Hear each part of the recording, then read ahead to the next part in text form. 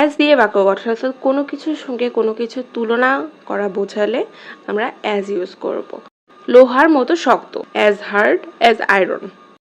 এখানে as hard as iron, লোহার মতো শক্ত।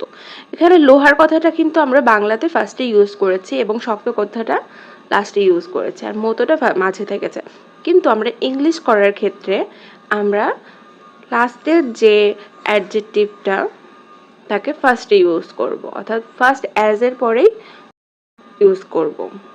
অবস্থাটা কেমন, যেমন কালো, শক্ত, ঠান্ডা, উজ্জ্বল, এই অ্যাডজেক্টিভগুলোকে আমরা মাঝে ইউজ করব, তারপর যেটাকে তুলনা করব সেটা লাস্টে ইউজ করব।